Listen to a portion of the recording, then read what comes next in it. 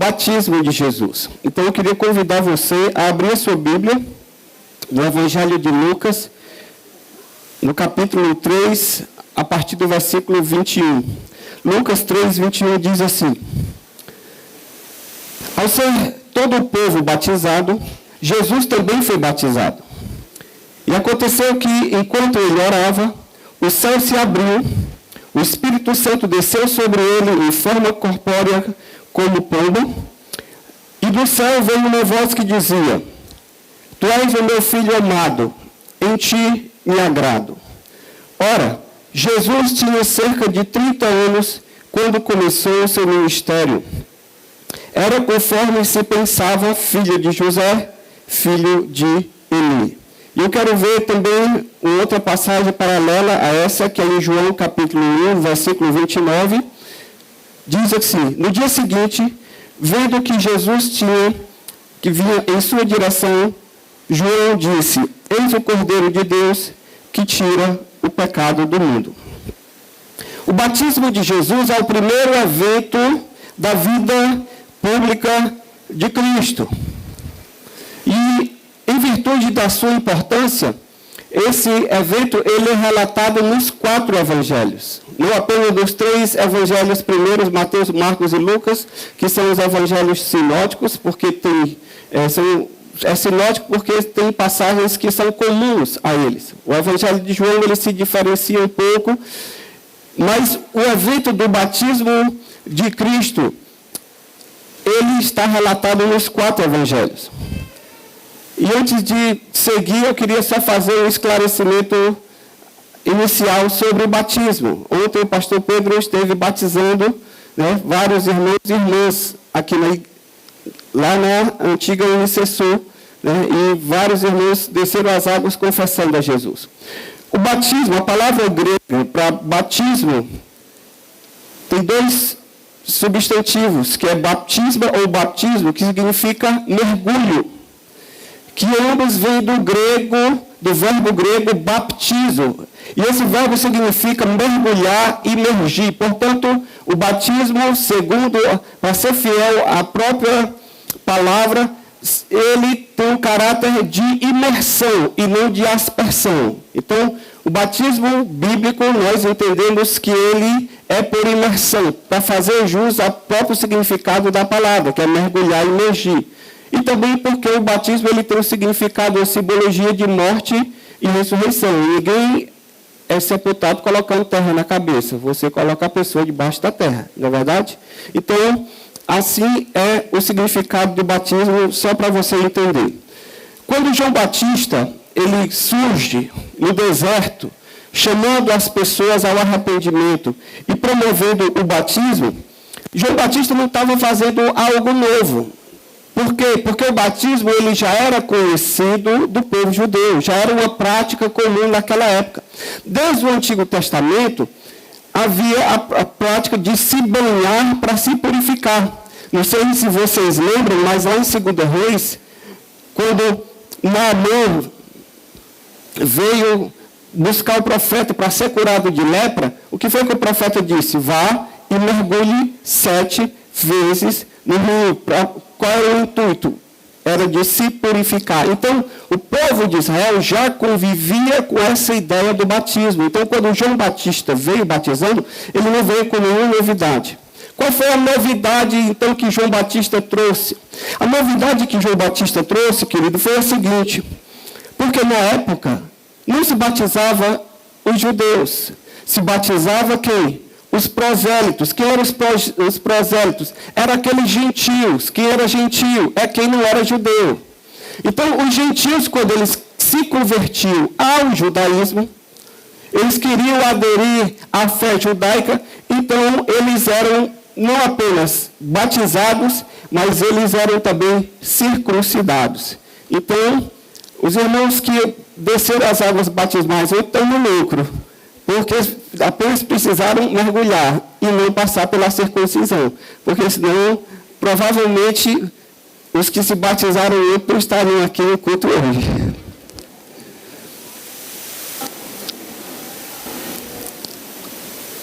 Aí você diz assim, bom, João Batista, até onde eu sei, ele pregava batismo de arrependimento de pecados. E por que Jesus, se a Bíblia diz que Jesus não tinha pecado, por que Jesus vai se batizar, se submeter ao batismo de João? E aí você segura essa pergunta, a resposta vem daqui a pouco.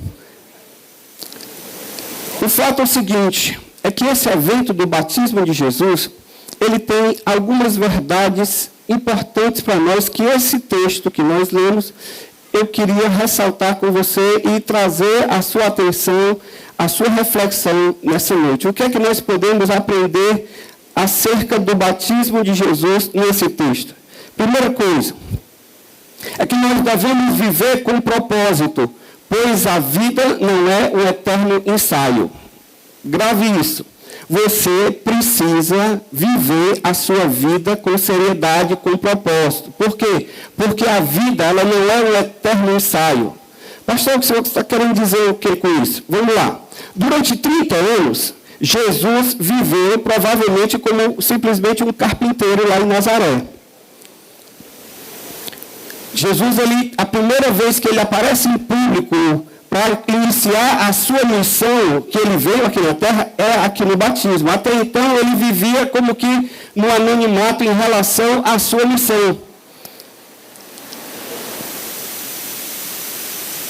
O único evento da aparição pública de Jesus registrado na Bíblia é exatamente aos 12 anos, quando ele vai ao templo, e é lá ele dá já uma ideia que ele tem consciência da missão que ele veio executar, porque quando José e Maria então procuram Jesus, aparentemente estava perdido da caravana, encontra ele no templo e diz: o que você está fazendo aqui? Ele diz: por que vocês estão me procurando? Estão estranhando? Você não sabe que eu tenho que cuidar dos negócios do meu pai?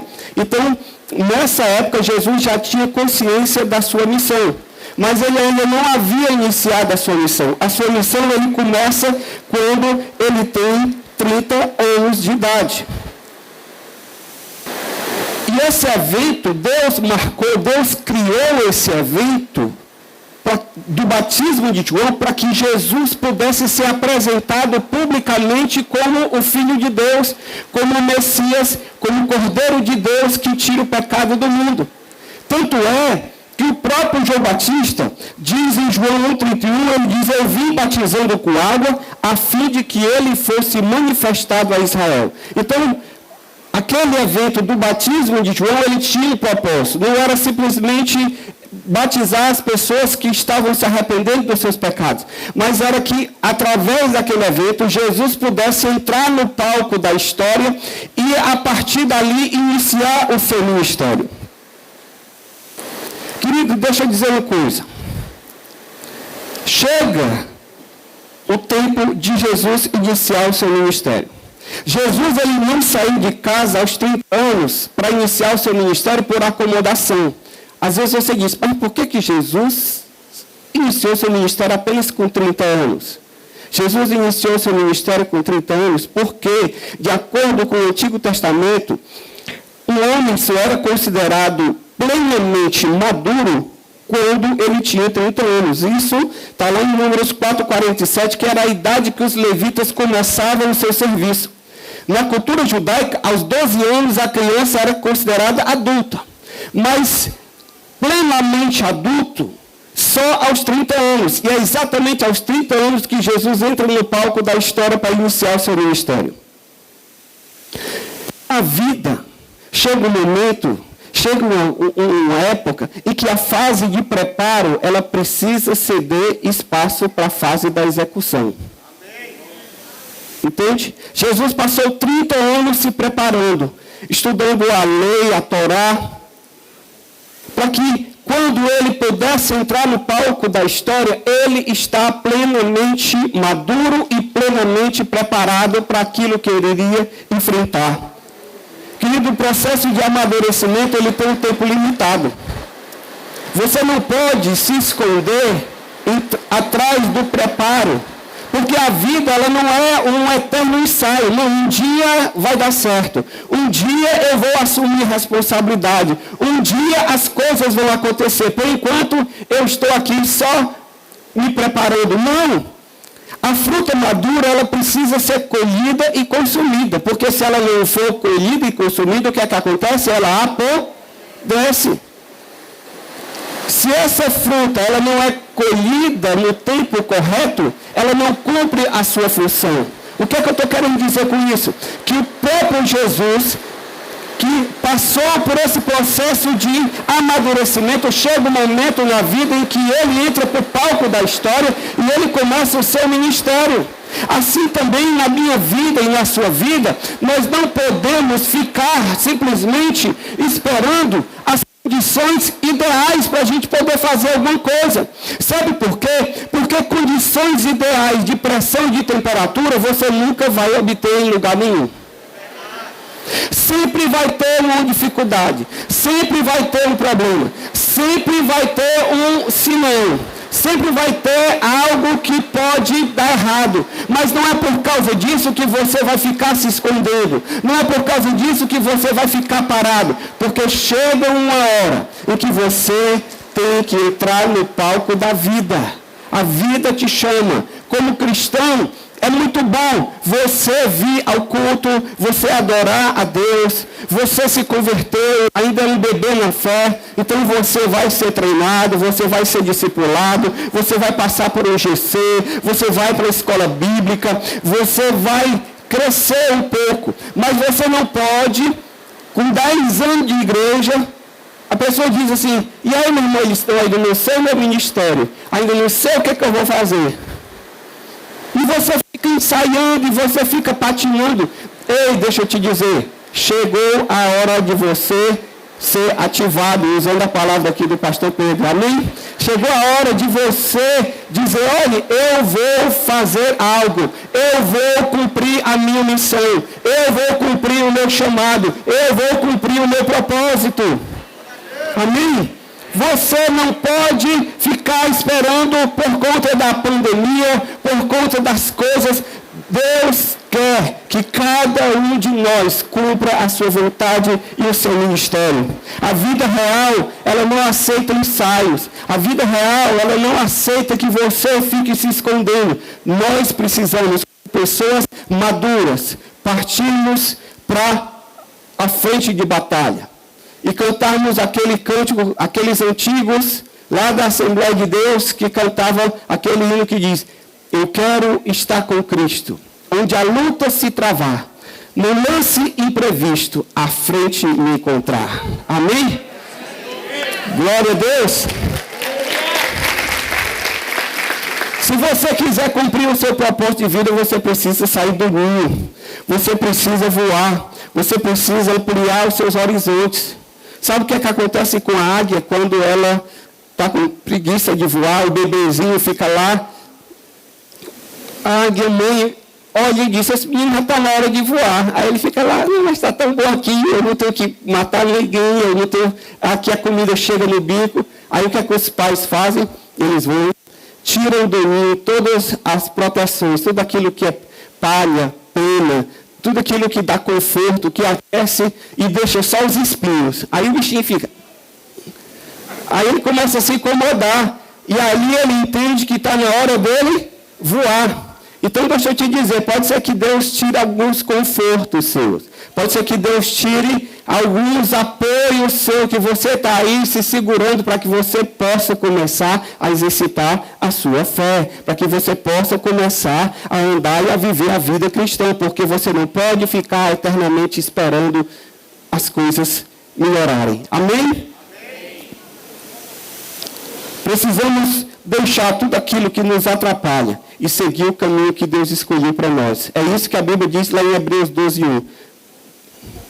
Corramos a carreira que nos está proposta, olhando para o alvo que é Jesus, o autor e consumador da nossa fé. Deixando tudo aquilo que nos atrapalha, tudo aquilo que não contribui para a sua vida, você tira, porque você tem um alvo, porque você tem um objetivo. Jesus saiu em direção à sua missão. E nós somos chamados a sair em direção à nossa missão. Amém? Amém.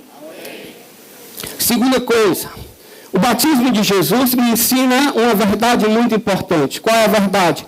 É que eu devo fazer da oração a minha companheira em todos os momentos. Diga assim, ó, para a pessoa que está do seu lado, faça da oração a sua companheira em todos os momentos. No versículo 21 do capítulo 3 diz, ao ser batizado, Jesus, todo o povo batizado, Jesus também foi batizado. E aconteceu que enquanto ele orava, o que foi que aconteceu? O céu se abriu, o Espírito desceu. Do céu veio uma voz que dizia, tu és o meu filho amado. Queridos, o Evangelho de Lucas é o Evangelho que mais registra a vida de oração de Jesus. Por isso que ele é chamado muitas vezes de o Evangelho da oração. Porque nós temos diversos eventos em que Jesus está orando.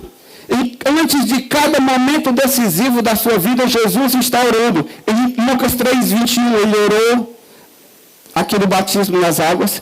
Em Lucas 5:16, ele se retirou para orar após curar muitos enfermos. Em Lucas 6:12, ele passou a noite orando antes de escolher os 12 apóstolos. Em Lucas 9:18, ele estava orando no monte quando ele se transfigurou e esteve lá com Elias e com Moisés.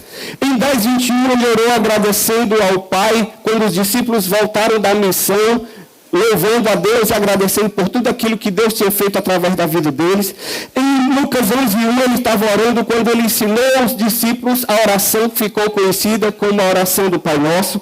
Em Lucas 22:31, ele orou no jardim do Getsemane quando ele estava extremamente angustiado, antes de ser preso e crucificado. E por último, Jesus orou na cruz, tanto intercedendo por aqueles que estavam crucificando a ele, dizendo, Pai, perdoa-lhes porque eles não sabem o que fazem, como também quando ele deu o seu último fôlego de vida e disse, Pai, em tuas mãos entrego o meu espírito e está consumada a obra. Jesus, ele fez da oração a sua companheira de caminhada. A oração de Jesus aqui no batismo, ela me ensina algumas verdades importantes. Primeiro, no verso 21, diz que enquanto ele estava orando, o céu se abriu. A primeira verdade que eu aprendo aqui é que a oração, ela promove a comunhão com Deus e ela move os céus em resposta. Jesus estava orando e o céu se abriu. A oração era o elo entre Jesus e o Pai. Jesus, ele estava constantemente orando. Antes de ressuscitar Lázaro, Jesus orou. E sabe, não foi para dizer, Senhor, eu quero agora te pedir que tu ressuscite Lázaro. Não. Sabe o que é que ele faz quando ele vai orar antes de ressuscitar Lázaro? Ele diz em João 11:41. Então tiraram a pedra e Jesus levantou os olhos e disse, Pai, te dou graças porque me ouviste. Ele ainda nem tinha orado. Mas ele disse, já agradeço de antemão porque o Senhor me ouviu. E eu sei que sempre tu me ouves.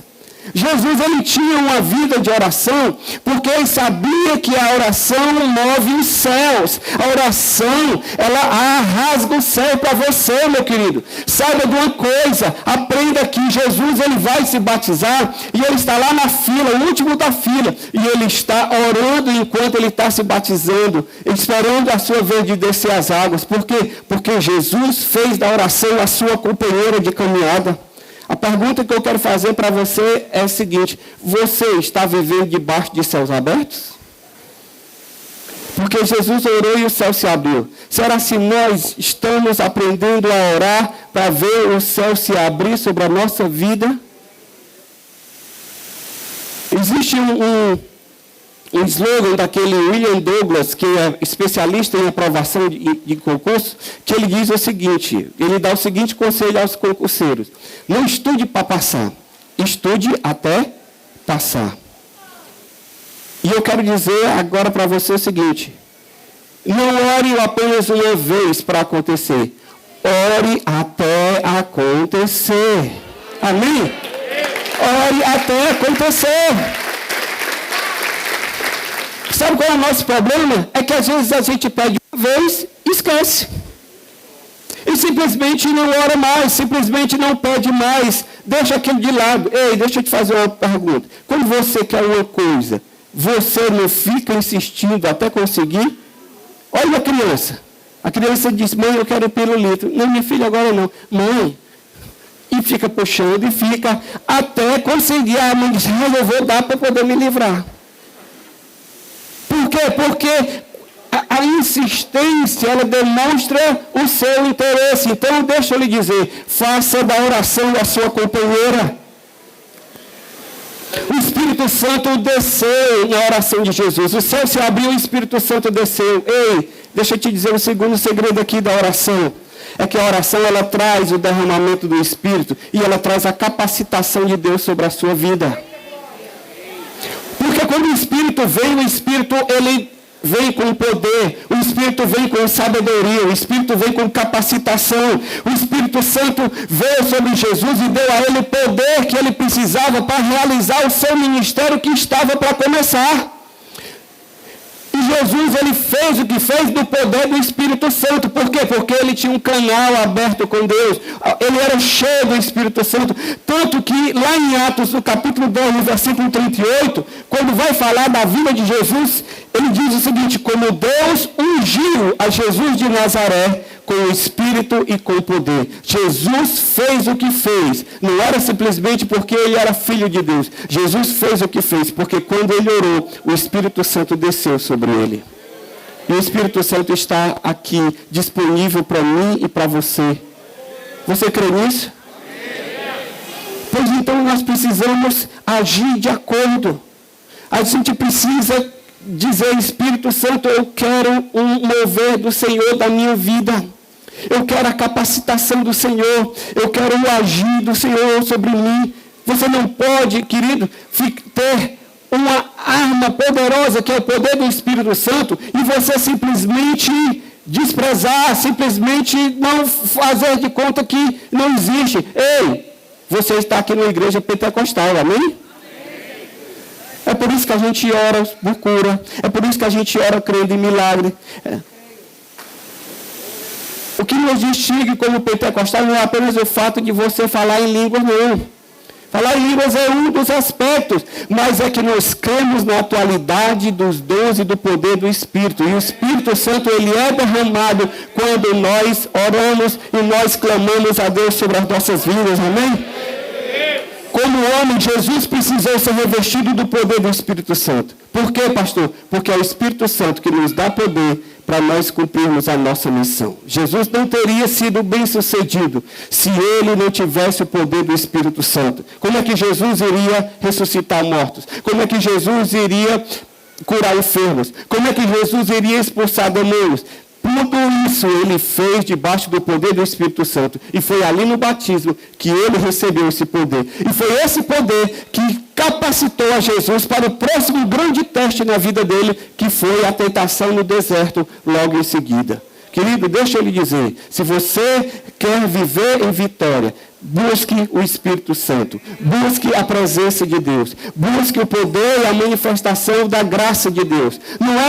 Não estou falando de meninice, não estou falando de você ficar aqui rodopiando, não é isso. Eu estou falando do poder do Espírito Santo que age, que é o dinamite de Deus para nos fazer avançar. Essa igreja, ela vai fazer grandes coisas, você acredita nisso? Vai fazer grandes coisas. Mas deixa eu lhe dizer, nós nunca podemos esquecer de dar a primazia ao Espírito de Deus. A organização é importante, a estrutura é importante, mas se nós não tivermos o Espírito de Deus, nós podemos fazer uma série de movimentos que não tem a graça de Deus sobre nós. E nós não podemos abrir mão do Espírito Santo de Deus. Amém? A minha pergunta é a seguinte: assim como Jesus, você tem procurado manter comunhão com Deus? Você tem buscado viver debaixo da unção do Espírito Santo? Terceira coisa que esse texto aqui me ensina. No versículo 22, ele diz que ele orou, o céu se abriu e veio uma voz do céu que dizia: Tu és o meu filho amado. Sabe o que é que eu aprendo isso aqui? O amor de Deus pelos seus filhos é real. O amor de Deus pelos seus filhos é real. Não é apenas uma história, não é apenas uma conversa de pregador. O amor de Deus por você é real. A voz que vem do céu aponta para a completa aprovação de Jesus na missão que ele iria assumir como substituto e como mediador. Em João 3,35 ele diz, o Pai ama o Filho e entregou todas as coisas na mão dele. Sabe por que Jesus fez tantas coisas? Porque Jesus tinha convicção do amor de Deus sobre a sua vida. Deixa eu lhe dizer, não duvide do amor de Deus. Ah, pastor, as coisas estão tão difíceis. Tem horas que eu duvido. Não duvide do amor de Deus. Amém. Deixa eu lhe dizer, nós estamos vivendo um tempo de chuva. E quando chove, fica tudo nublado. Quando chove, o céu se fecha, as nuvens ficam escuras. Mas sabe o que é que acontece? Acima das nuvens, o sol não está nublado, o sol continua brilhando. Entende? Quem está aqui embaixo pensa, que o mundo vai se acabar porque está tudo escuro. Ei, o sol continua brilhando independente da chuva, do temporal. O sol da justiça continua brilhando sobre a sua vida, independente das circunstâncias que você está passando. Não são as nossas circunstâncias que determinam o amor de Deus por nós. O amor de Deus por nós é certo. O versículo mais conhecido na Bíblia, João 3,16, porque Deus amou o mundo de tal maneira que deu seu Filho unigênito. Romanos 5,8, o apóstolo Paulo diz que Deus prova o seu amor para conosco pelo fato de ter Cristo morrido por nós, sendo nós ainda pecadores. Você tem consciência de que você é amado por Deus, independente das circunstâncias? Pois deixa eu lhe dizer, se tem alguma voz aí dizendo para você que Deus não te ama porque você está passando o que está passando, saiba, essa voz não é do Espírito de Deus e que você não deve dar ouvidos a ela. Por quê? Porque você não foi chamado a viver por sentimento, você foi chamado a viver por fé, por convicção. E a palavra de Deus diz assim, e é assim que é. Não é o meu sentimento que determina a minha identidade. E a quarta coisa que eu aprendo aqui, sobre a oração de Jesus, ainda no seu batismo, no versículo 22, ele diz assim, esse é o meu filho amado, em ti me agrado, em quem me comprazo, na versão antiga. Em ti me agrado. Sabe o que é que eu aprendo com isso? É que a nossa vida pode ser um prazer e um deleite para Deus. A sua vida pode ser um deleite para Deus. Deus pode se alegrar. Deus pode se alegrar com a minha vida e com a sua vida. E a minha pergunta é a seguinte, você está vivendo de forma a alegrar o coração de Deus? A minha vida e a sua vida está sendo um deleite para Deus? Porque o Senhor olhou para Jesus e disse, é meu filho amado em quem eu me agrado. Deus precisa se agradar de mim e de você. A nossa vida precisa agradar a Deus. Se eu não estou agradando a Deus, irmãos, não importa a quem eu esteja agradando. Entende? Você pode ficar bem na fita com todo mundo, mas se você não estiver agradando o coração do Pai, eu quero lhe dizer que você está perdendo o seu tempo. A pessoa com quem você deve mais se preocupar em agradar é o coração de Deus.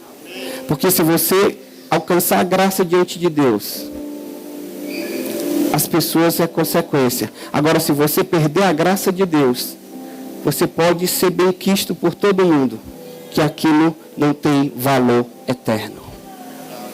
Um dia, quando você comparecer diante dele, o que vai contar não é se as pessoas davam um tapinha nas suas costas. É a voz do Senhor que diz, muito bom, servo bom e fiel, entra para o gozo do teu Senhor.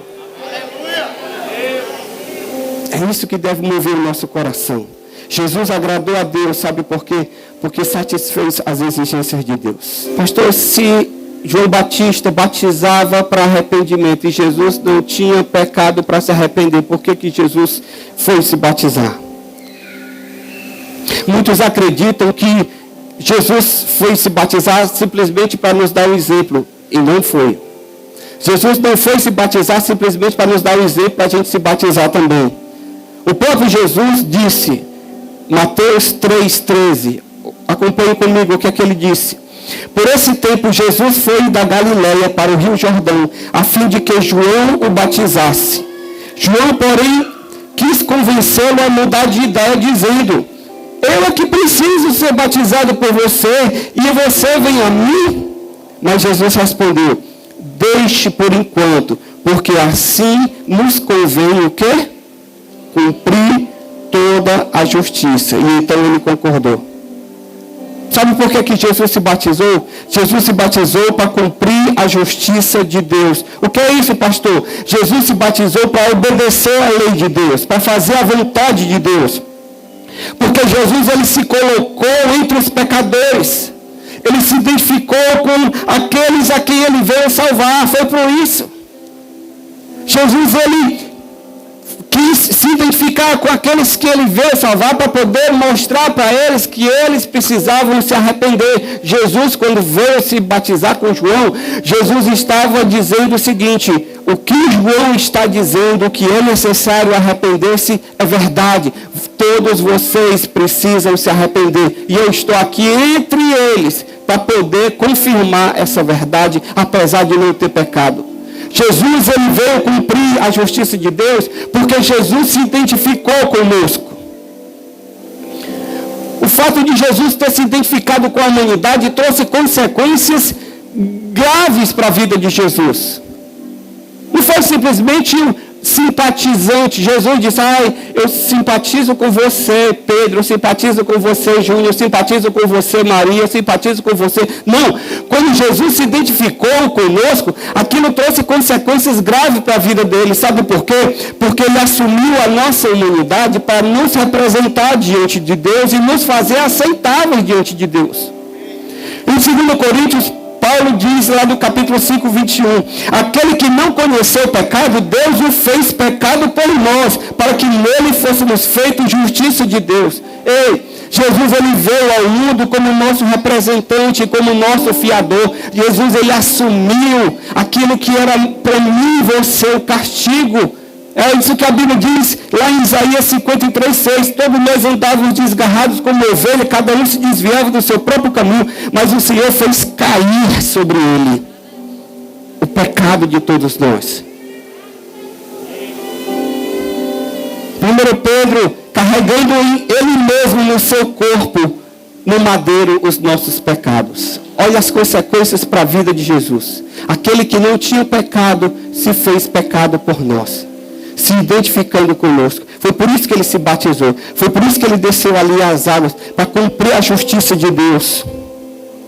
William Bridge, ele fala o seguinte: quando o Senhor Jesus Cristo carregou sobre si os nossos pecados, ele deu à justiça divina uma satisfação mais perfeita de nossos pecados do que se todos nós fôssemos condenados ao inferno por toda a eternidade. O pecado requeria condenação. E Jesus, ele leva sobre si o meu pecado e o seu pecado, para nos tornar aceitáveis diante de Deus. Irmãos, essa é a maior transação espiritual que aconteceu na história. Aquele que não tinha pecado, aquele que era justo, que viveu uma vida reta diante de Deus, ele se tornou pecado por nós. Ele recebeu sobre si o nosso pecado. E agora, todo o castigo que era para mim e para você veio sobre Jesus. E agora ele recebe o castigo que nos traz a paz. Para que agora nós pudéssemos ser aceitos diante de Deus. Jesus se batizou. Jesus não foi batizado por pecados pessoais, porque ele não os tinha. Jesus foi batizado pelos meus e os seus pecados, que foram imputados a ele, foram transferidos para ele. Como ser humano, Jesus viveu uma vida justa, perfeita, de obediência à vontade do Pai. E ele cumpriu o padrão exigido pela lei de Deus, que eu e você não poderíamos cumprir. Mas Jesus cumpriu. E ele cumpriu toda a justiça. E ele agora se habilita diante de Deus para poder dizer: ei, Pai, eu cumpri as exigências da lei. Faz cair sobre mim o pecado de todos eles. Porque quando eu morrer, o justo pelos injustos, e eu ressuscitar, eles vão poder colocar a fé deles em mim e receberem a justiça que vem de mim para a vida deles.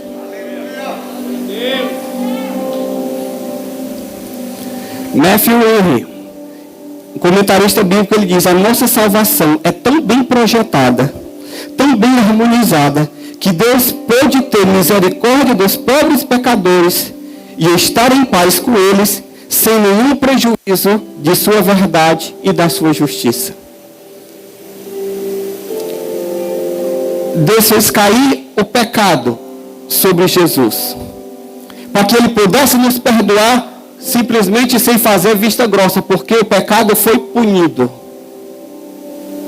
Mas foi punido na vida daquele que viveu justamente, que cumpriu as exigências de Deus, e agora recebe sobre si a minha e a sua condenação.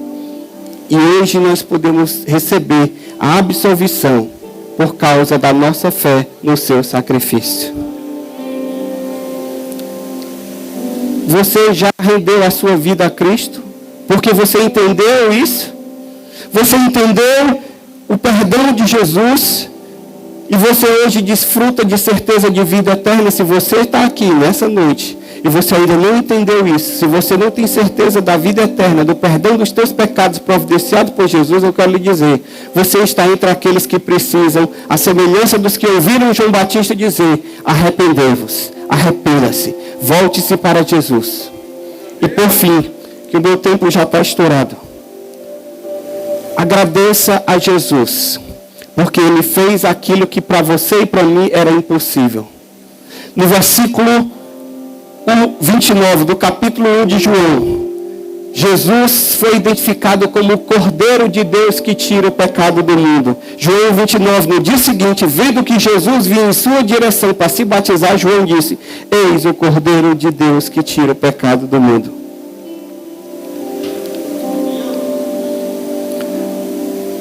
O comentarista bíblico Charles Weine, ele diz o seguinte: Jesus é o Cordeiro de Deus que foi mencionado por Abraão a Isaac lá no Monte Moriá, como a provisão de Deus. Lembra? Na hora do sacrifício, o Isaac perguntou: pai, está aqui a lenha, tu está aqui, mas cadê o cordeiro? E Abraão disse: Deus proverá para si o cordeiro. Não foi apenas aquele cordeiro, mas ele estava se referindo ao Cordeiro de Deus, Jesus Cristo, que tira o pecado do mundo. Jesus é o Cordeiro que Isaías falou que ele seria imolado. Jesus foi imolado. Jesus é o Cordeiro de Deus, de acordo com Isaías 53:7. E Jesus é o verdadeiro Cordeiro da Páscoa, cujo aquele Cordeiro, quando o povo estava lá no Egito, matando um Cordeiro da Páscoa, celebrando aquela última refeição, antes de ir embora do Egito, aquilo ali era um símbolo do Cordeiro de Deus, Jesus Cristo, que traria a libertação de todo o pecado. Jesus é o Cordeiro de Deus. Você sabe qual a diferença entre o cristianismo e o judaísmo? Não é porque o judaísmo tem kippá, talite e todas aquelas coisas. A diferença entre o cristianismo e o judaísmo é que no judaísmo o ser humano providencia um sacrifício para Deus. E era assim no Antigo Testamento. No cristianismo, Deus providenciou o sacrifício para o ser humano, Jesus Cristo de Nazaré.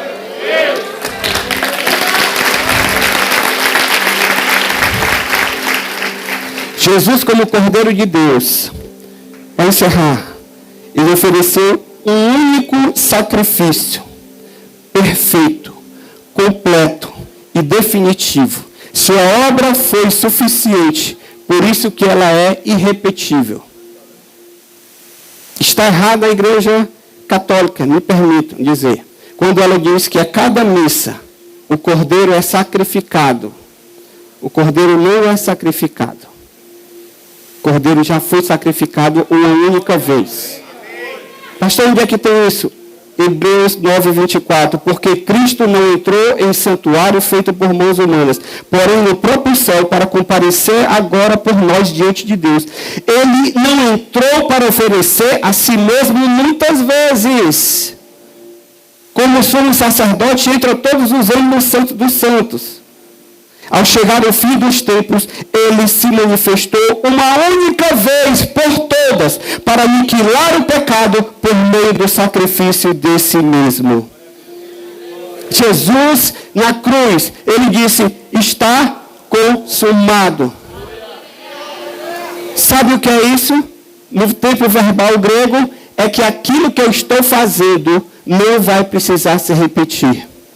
E tem mais, aquilo que eu estou fazendo agora tem efeito não apenas para agora, mas para toda a eternidade. É por isso que hoje, quando uma pessoa crê no sacrifício de Jesus, ela é transformada pelo mesmo poder que emana da cruz, desse sacrifício que foi feito há 2000 anos atrás, porque ele continua eficaz, ele continua poderoso. Ei, deixa eu te dizer, Jesus continua verdadeiro, o seu sacrifício continua tendo poder para transformar a tua vida, a tua circunstância, a tua situação. Não importa a circunstância, a situação, as cadeias que te prendem, Jesus está aqui, porque Ele quer te libertar, Ele quer dar vida nova, Ele quer transformar o teu coração, Ele quer te dar uma novidade de vida. Jesus não veio ao mundo como político, como filósofo, como mestre da moral, nem como operador de milagres. Jesus veio ao mundo como Cordeiro de Deus, para morrer, para derramar o seu sangue, recebendo o castigo em nosso lugar. Jesus veio para tirar o pecado do mundo, fazendo o que ninguém, nenhuma religião, nenhum dinheiro, nenhum esforço humano poderia fazer. Por isso que eu disse, agradeça a Jesus, porque Ele fez o que você não podia fazer. Eu e você, com o nosso pecado, com as nossas falhas, nós nunca iríamos conseguir cumprir a lei. Nós nunca iríamos conseguir viver no padrão de Deus. Jesus viveu o padrão de Deus. Cumpriu a lei, as exigências morais da lei de Deus, Jesus cumpriu, para que agora a nossa fé nele, nós sejamos justificados e recebamos vida eterna. Vamos ficar de pé na presença do Senhor.